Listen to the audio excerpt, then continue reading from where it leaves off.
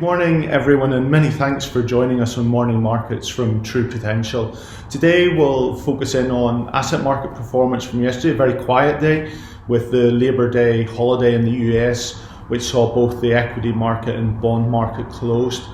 In Europe yesterday we had a positive start to the day, and that continued throughout, really building on that positive performance that we saw from Asia, where there had been some expectation of additional support measures to the Japanese economy coming through as a result of the political transition that we're about to go through, and also some commentary around China and the potential there for increased stimulus over the coming months. I'll come back to China because we've had some really interesting trade data today, which I suppose casts doubt on maybe the need for that stimulus.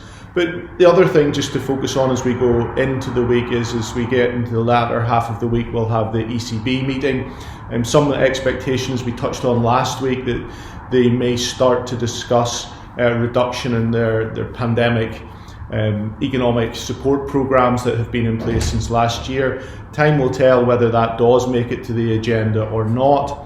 In Europe yesterday we also had trade data with German manufacturing data for the month of August coming in much better than expected, and maybe that ties into what we'll move on to and talk about the Chinese data that we've had overnight. And it really did paint a more positive picture on both the domestic economy but also the international economy, with exports increasing 25-26% year on year for the month of August. The forecast that was out there, now we can debate how accurate forecasts are, we just have to look back to our jobs report from Friday, but the forecast was for 17% growth, still respectable, but that was meant to be a slowdown from July. So we've actually seen an acceleration from July. That may be due to one-off factors around the timing of orders or some of the port disruption, etc. Nonetheless, the trade environment, that export environment remains robust. And in the same way, we saw imports into China also coming in relatively robust as well. Imports up some 33% year on year, accelerating month on month, again signalling that improvement in the domestic economy, and maybe just that movement that we've seen from those restrictive measures in China in response to COVID outbreaks and the impact that that's having on trade activity as well.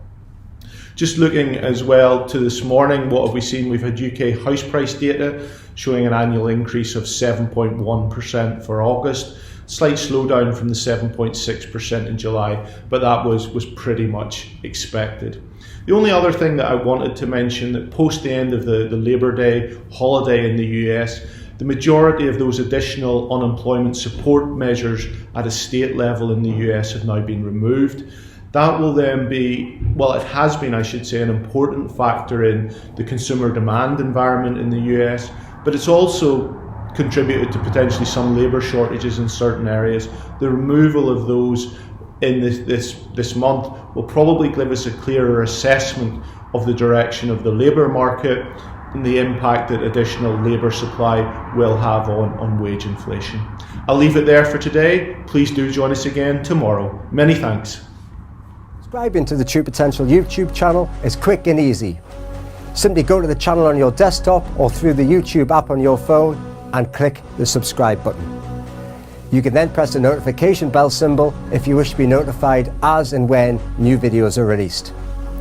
Doing this is a great way to keep yourself updated with market developments and personal finance insights. Thank you to everyone who has subscribed, and we look forward to continuing to help you do more with your money.